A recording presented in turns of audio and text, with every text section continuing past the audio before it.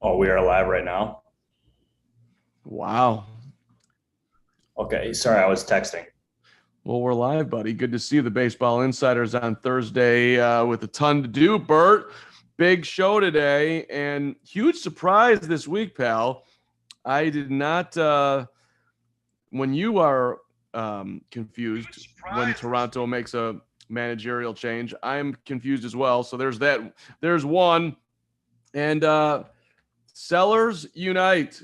You are going to kick it in and perhaps get a big time haul here as Bert is sending out a powerful tweet to start the show. So good to not be a Kansas City Royal, by the way, or actually great to be a minor league Kansas City Royal, getting an opportunity going north of the border to play. As I can't believe how many Royals are not vaccinated, by the way. 10 guys, including Whit Merrifield, who's saying that, hey, if I end up on a team that's going to play a bunch of games in Toronto, well, then maybe I'll get vaccinated. But if I don't, then I'm going to stick with how I'm doing business right now, which is kind of amazing. And I think I've got Bert, at least, there it is, minorly present with me. What's up, buddy? How are we doing, Karn? What's happening, baby? What odds did you have, Robert, that at some point this year, both the Seattle Mariners and Baltimore Orioles were going to be on 10-game win streaks simultaneously, no less? Yeah, that was actually my prediction number one in my preseason prediction chart. So I'm proud of myself there. In all seriousness, I could never have seen that coming.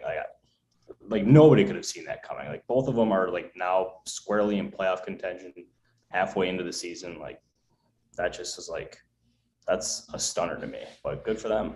So that's part of the reason why we have a seller's market, correct? Because now we have two teams that are in the mix, not seemingly going anywhere, not going to win the division, but very much in the wild card mix. So that's two more teams that may look to add.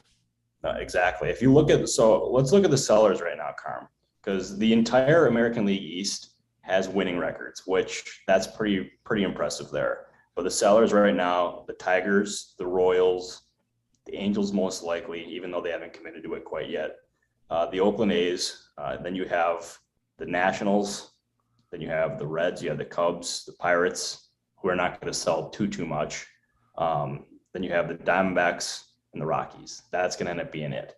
And that means there's going to be a lot of buyers and not many sellers, which means that these sellers are going to end up they're going to get quite a bit in return for some of the players that they're shopping. And there's not going to be, unless a surprise happens where like a Carlos Rodon or someone becomes available, that like there's not going to be a huge player traded. It's just there's going to be a lot of good players traded, and they're going to end up getting like maximum value for them.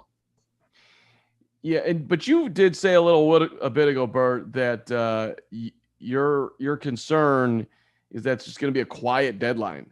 Like this could be pretty timid, but are you changing any of that part of it? Because I'm getting excited for the sellers out there, but I'm also wondering if we're just going to have a very just blah end of July, early August.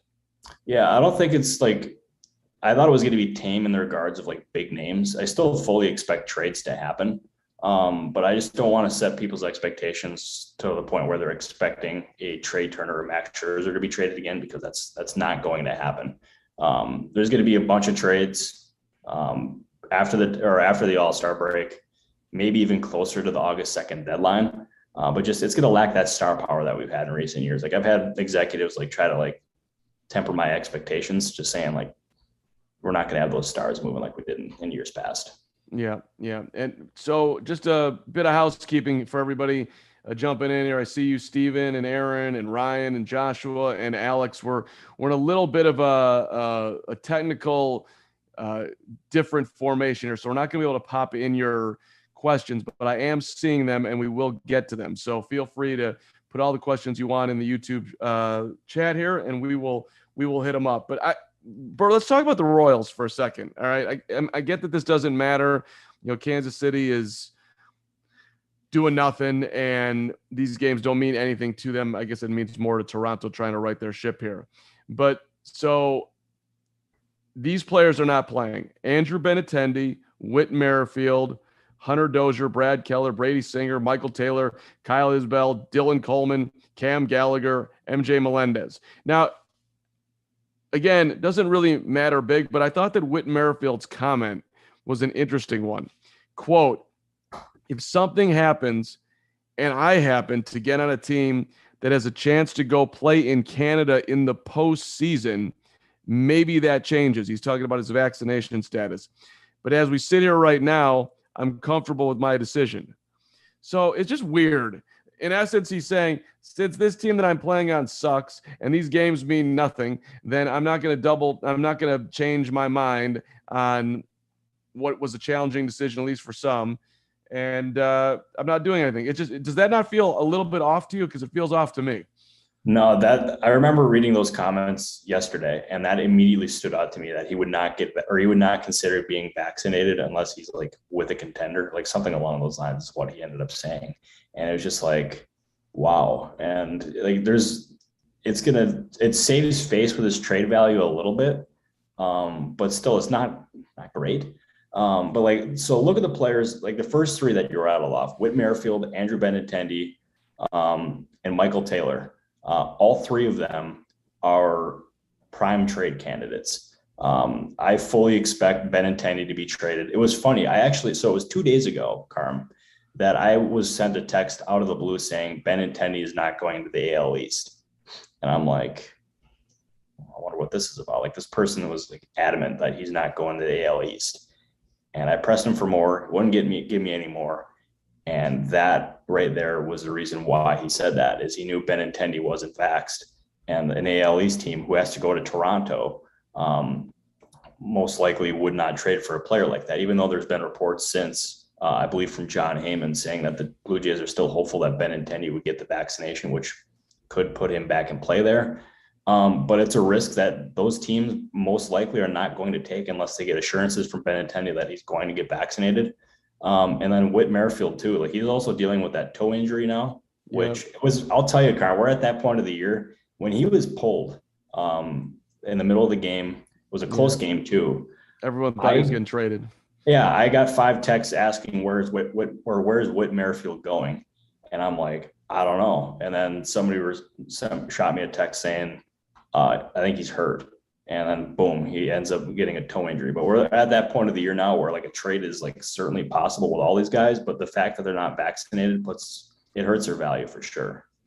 Yeah. And listen, you can't force people to do what they don't want to do. But if I was Dayton Moore, the Royals general manager, I'd be a little irritated. Hey man, like I get it. You don't care about missing games here, but you're at least slightly hurting our chances to get maximum value if we trade you. Mm-hmm. That sucks. It's not great at all. I'll tell you, it's I still fully expect some of those players like that we listed off to be traded. Like I think Michael Taylor makes a whole lot of sense for a team that needs like a short-term fill-in at center field. Like a couple teams that come to mind are the Phillies, and you also have the Marlins too. I know both of them have looked for center field help in recent months, I should say. So like that could be a fit there. We also have some news here, Carm. Oh, right. Not trade, not anything like that. But agent Casey Close has actually sued Doug Gottlieb, alleging that Gottlieb ended up like defaming him and XL Sports Management in a tweet regarding the Freddie Freeman talks with the Braves. So there was talk. I mean, Close issued a statement saying that this would come. There were some people who were not sure whether or not he would do it, but we're at the point now where he's actually gone through with it. I'm not surprised that they were clearly extremely upset with Doug Gottlieb, who, as they should. That was a reckless tweet. It was reckless, and it's not the first time. And Doug's had a great career, so I'm not trying to shit on good old Doug. But well, people are trying to get retribution here, I guess. And so I'm not surprised to see the lawsuits out there. Bert, do you want to do a couple questions and we'll get back at it with some more of our hot topics for the day? How do you feel about that, buddy? Let's make it happen. Let's make it happen. It's on the stream here on what we're talking about. So Stephen McCabe, You want to know who are some of the names the Mariners will be heavily interested in at the deadline? Do you see the Mariners heavily interested in adding on period is what I'm wondering with that question. I do, but I'm going to answer the question below him first. Okay. About are there going to be any trades going down before the draft? That one stands out to me, like, because I don't expect we're going to end up seeing, like, we'll probably see maybe 1 or 2 trades somewhere along those lines. But like, it's really going to end up heating up after the All-Star break and closer to the August 2nd deadline. There's a lot of these teams who are still trying to figure out what they want to do. Most of them are in a position to buy, as we said before. And also something that I've heard from a couple different people is that teams are still asking for too much in trade talks, which is also impacting the market. But another thing, and this is the biggest factor in it, is we have the MLB draft coming up in a few days. Right. And that is what teams are focusing on most right now. And between that and the All-Star break, that, like, the trade deadline and trade talks, they're on the back burner. They're still taking place. Teams are still trying to figure out what teams are valuing who and what it might take. But trade talks right now are on the back burner. Okay, there you have it. I'm excited for the draft, by the way. Come on, Chicago Cubs. Hit on a winner, buddy. I went to the Cubs and Orioles last night, Bert. Shout out from all of us here at the Baseball Insiders to the Baltimore Orioles fans that made the trek to Wrigley Field last night. You all were incredibly enthusiastic. And I asked this one older Orioles family, who's your all-time favorite Oriole? I'm like, no hesitation, Rick Dempsey. And so, they were taunting the Cubs fans, and I did have to get up and remind them that the Cubs won a World Series in 2016, and it's a lot closer than 1983. That wasn't rude, was it, Bert, that I had to point that out to the Orioles? No, it wasn't. But there was something that I want to point out for everybody looking back at home is Carm was at the game, and there's a picture of him. No. Get rid of that. That was very rude by Hunter Armour, our video leader, for taking a picture when I was yawning at the end of the Cubs game in the front row. Feel free to tweet that out if you want, Bert. I don't care. In the front row in the Steve Bartman, Ferris Bueller seats where we're down the left field line. All right. More importantly, Bert, let's move along here. And we were hinting at the Blue Jays making their managerial change while you're actually a playoff team. This is rare. Ross Atkins, though, pulling the trigger here. In comes John Schneider, their bench coach, promoted. Schneider's actually a really nice story. He spent 6 seasons with the Blue Jays in their minor leagues, and has been a coach for a long time. Gets his chance, but I don't know. Charlie, out the door. What have you heard about why this happened? And I know you were surprised. Yeah. So I was on my way to the gym yesterday when I got the tweet notification from Ken Rosenthal saying the Blue Jays have fired Charlie Montoya. And I'm thinking, like, that's really bizarre timing, because he was just the other day attending the funeral for one of the coach's daughters who had just passed away. And like, the timing just seemed really odd. And like, there was a really good story in The Athletic about the inside baseball moves and like why they ended up making this change. And it's ultimately they did not live up to expectations. They entered this year with World Series expectations, Carm, and they are not close to first place. They're not going to win that division at this point. I mean, the Yankees have been great, don't get me wrong, but they expected much better results. And there was just a sense among players, according to The Athletic, that it was time to make that change. And as soon as you end up coming to that decision, it's not fair to the manager, it's not fair to the organization to hold on to that person any longer. So they ended up making that decision. But I was told by somebody like in that locker room that they saw the tweets, and it was just like, there was some people who saw it, and then there was other people who like didn't see it. I'm not saying like, and there was just like a complete shock as to like that move happening. Like they were like I'm pretty positive the players were all aware of the move because like I mean that's just like you have to notify the players, but like there was just other people like around that team that were just like completely shocked and like their mouths were just like wide open. Well, They 3-9 in July, 1-6 on a road trip against the A's and Seattle. I guess it's, the Mariners are playing great baseball, but that's still not the trip that you want. But it was interesting, at least what was reported, that the decision was made in the past 24 hours. So, like, I don't know exactly what that means. There's no way you just started thinking about it in the last 24 hours, but it seems like they just got to a point of no return, really, obviously. Yeah, that was a decision. Like they had molded over internally for a couple weeks, and then they ultimately came to that decision, like to fire him that day. And they went through with it. And it's not the most popular decision around baseball because I can tell you Charlie Montoya is very, very, very respected. Like I would expect him to land on his feet relatively quickly in the offseason. As a manager? I don't know if it'll be as a manager, but I think he could end up going back to like a bench coach kind of a role or something along those lines. He was previously with the Tampa Bay Rays. So maybe like they could look to bring him back. I mean, there's going to be plenty of different options that open up in the offseason, but I can just tell you, there was a lot of surprise that move happened. 236 and 236 in 4 years, had his contract extended on April 1st through 2023.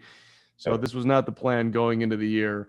The Schneider thing, though, I do find interesting. He managed their Class A team in the Florida State League in 2017, and then Double-A New Hampshire in the Eastern League in 2018 when they won. So he's managed Vlad, he's managed Bo Bichette, he's managed Jordan Romano. So he's got some history outside of the fact that he's bench coaching him, but like he has, was leading these guys when they were super young. So that's a little cool thing that they did there.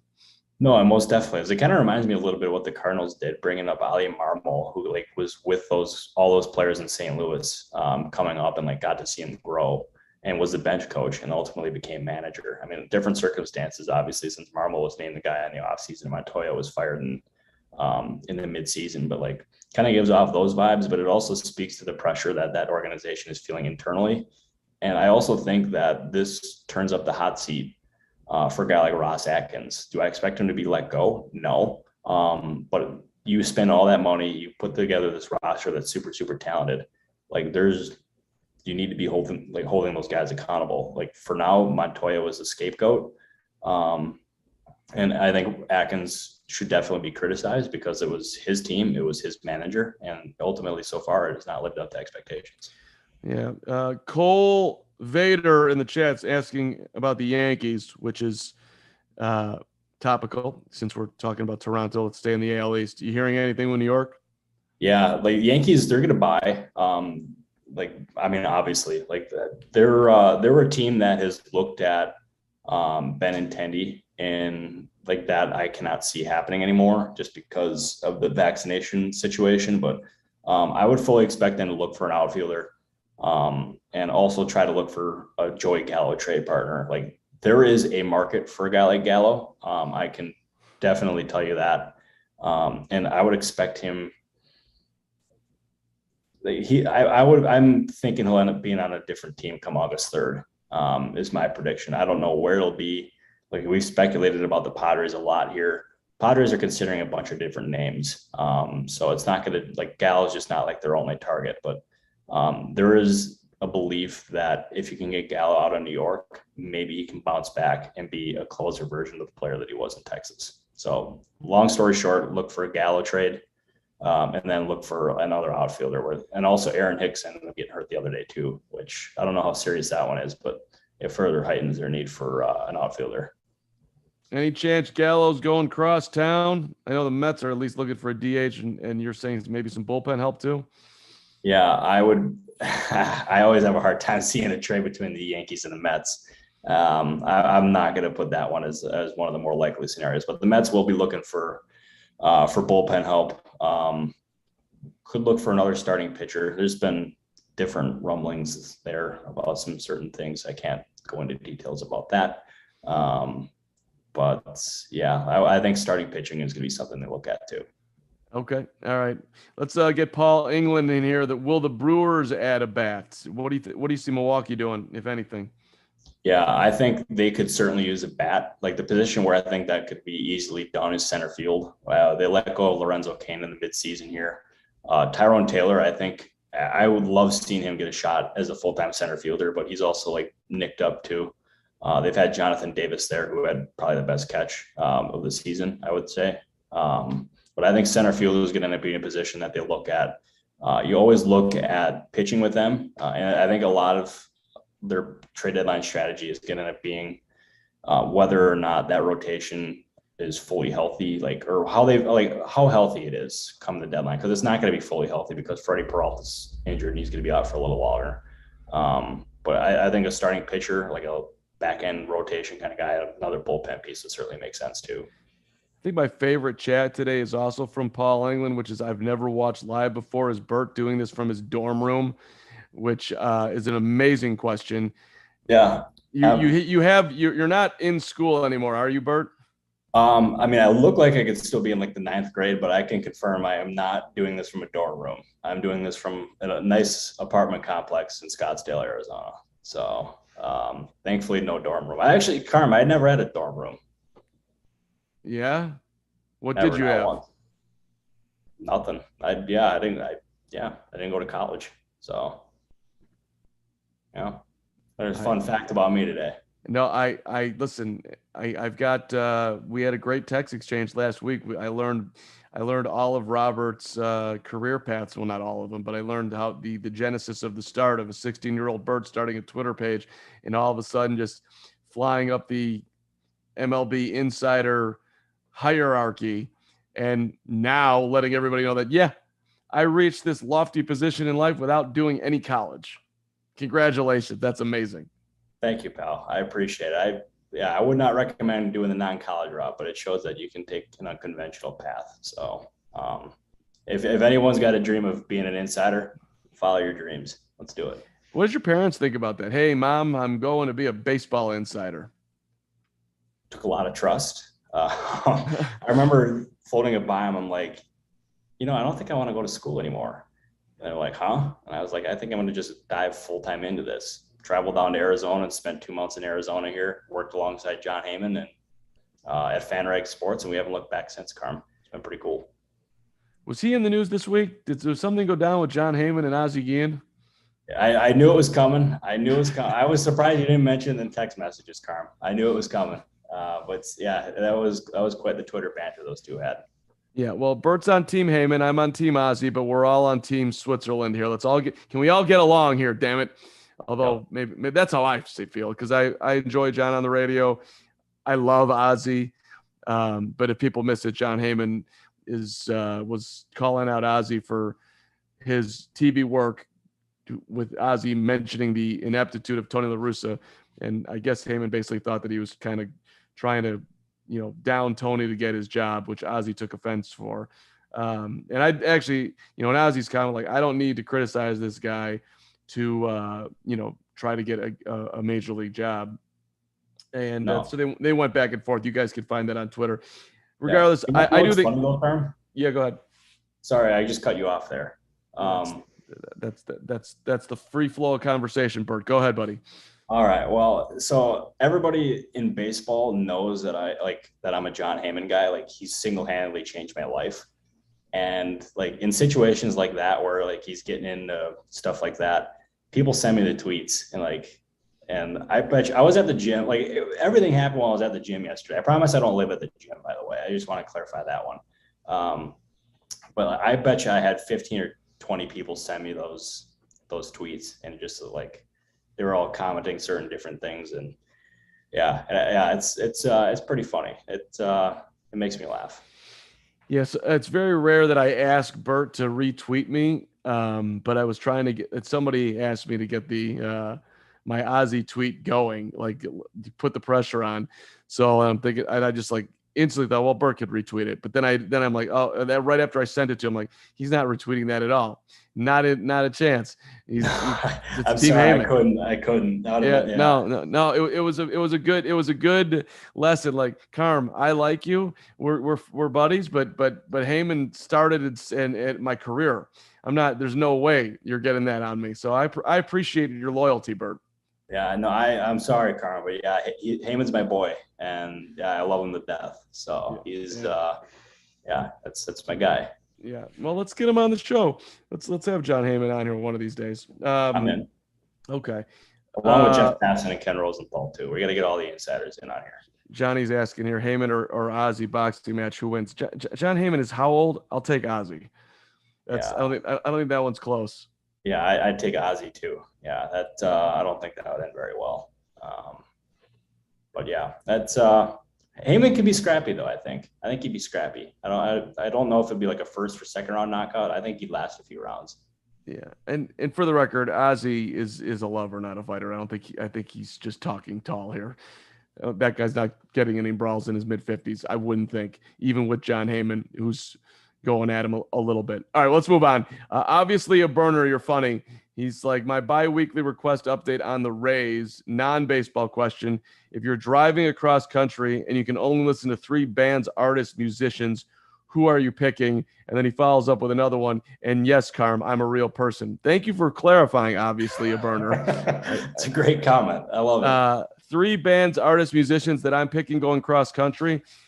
I'll answer this, Bert. I'm going with my guy Mark Knopfler from Dire Straits fame. Just an absolute down home favorite of mine. I'm going to see my guy Griffin House this week. He's in Chicago. No one's heard of Griffin House, so I'm just going to put that out there because I love him. Check out Griffin House, and let's throw a little Bob Marley in there. Bob Marley. Inside of Tom Petty. I love Marley. They were playing some Marley at Wrigley last night. I couldn't believe it. Wow. Good vibes there, though. I'm a big Bob Marley guy. We're traveling cross country. I mean, let's get in the mood. Let's throw some Marley on. Let's get some Natty Dread. Let's go. Come on. Hey, nothing wrong with that, Carm. I like it. Good vibes only on road trips like that. Well, you're listening to that coming out to visit me or what? Maybe. You want to answer the burner's question? You want me to restate what he wants to know? He wants his Rays update. Yeah, the Rays update. Okay, so they're another team where they could use a lot. Shane Baz, he's got an elbow injury now, and he's going to be sidelined for a couple weeks, and then he's going to be reevaluated after that, which is only heightens their pitching need. Before, like catcher, they've been looking for those. I mean, they got one in Christian Bethancourt from the Oakland A's. I think a reliever is going to end up being high up on their list of things too. They could definitely use another bat. Like they're going to be they're going to be looking pretty aggressively on the trade market. They're always like, I wouldn't expect them to add like a big name, like a Nelson Cruz, like they did last year. But I would look at something a little bit lesser than that. And yeah, I'll tell you, that division, it makes it tricky because you have the Yankees that are just extremely good. Red Sox, who have kind of slid a little bit, but like they're still right there. You have the hottest team in baseball, the Baltimore Orioles, which completely baffles me. Like that entire division is competing. You got to make moves in order to keep up with those guys. And I would fully expect them to make some moves. I just don't know. I just don't expect it to be that big move like Cruz last year. Burner's disappointed. It's not going to be Ohtani, Trout, or Soto. Obviously a burner. Let's hang out. You're a fun dude. Joshua Jacobs, Danny Jensen, a potential Cardinals target. What are you hearing with St. Louis, Bert? Hey, Josh Jacobs, I know that guy. Hey, what's up? How are we doing, Josh? What's happening? What up, Josh? Huh? I know Josh too. Actually, I don't, but I want to. I want to be on the team. But continue. I'm sorry. Yeah, he's good people. Yeah, that's I with the Cardinals, I think they're going to end up being a team who pretty aggressively targets bullpen help, along with a back end of the rotation kind of guy. So like Jensen does make sense, but they're going to be casting a pretty wide net, like they did last year, and it ended up resulting in 2 lesser targets in J.A. Happ and John Lester, who were not on many people's radars. I remember Cardinals Twitter going ablaze when I tweeted that they acquired J.A. Happ for John Gant. Like I was told that I was like loony and just nuts. And I mean, it was like, it's not my decision. It was just reporting the news. Um, but yeah, I think that's going to be another case this year. But that being said, I think we're going to be looking at some better names than those two. It's not going to be Frankie Matas or Tyler Mahle or Luis Castillo. Those are going to be too priced out. But I think we're going to end up looking at some like mid-tier guys for the back end of the rotation, some bullpen help. They don't like the thing with their bullpen help though, Carm, is they don't need like a ninth inning guy because they have Ryan Helsley, who's been very good. They could, I mean, you could always use another leverage reliever, but they could use some help in like the 6th or 7th innings. So I don't know what kind of relievers they're going to be looking at. I just know they're going to be looking for those kind of guys. Maybe another bat too, but I think pitching is going to be at the forefront for them. Well, as per always, stick around by Robert Murray on Twitter as you are headed out to the All-Star game next week, Bert. I'm very jealous. So no Baseball Insiders on Tuesday next week, but we'll be back on Thursday. I believe that's the plan. Correct me if I'm wrong on this, Bert. But I'm excited. I'm excited for you here either way. Yeah, I'm wicked stoked, Carm. There's a very real chance we'll be breaking like a story out there. So stay tuned to the old Twitter account. I'll leave it at that. Keep your popcorn ready. Boy, you know me too well, Carm. Get the old popcorn ready. Just go yeah, right there. That's how it's done. All right. Well, just tell everybody out there at the All-Star game that I miss them and I love them and I want to be them. So you carry the torch for us, Bert. I most definitely will. And count on it, Carm. I want to make it public too that I want to get Passan a dunk on Carm on Twitter while I'm out there too. So we'll see how that one goes. But Passan he has taken some victims lately. It was the Atlanta Braves the other day, and then it was Talking Jake today. So he's on a roll. So he's in midseason form for sure. I'm not scared. You should be terrified. I'm only minimally scared for a man of that Twitter social media power. Hey, thanks everybody for jumping in the chat today. We always appreciate it. Baseball Insiders Tuesdays and Thursdays at 2 Central Time. We were a little bit late today because of our technical issues, but hey, we got out here, so appreciate you hanging around and jumping on in. So, Bert, travel safe, break some news, have a great time, and I'll see you later next week, buddy. I will see you then, Carm. Please subscribe, everybody, and thank you for watching and listening. Appreciate you guys.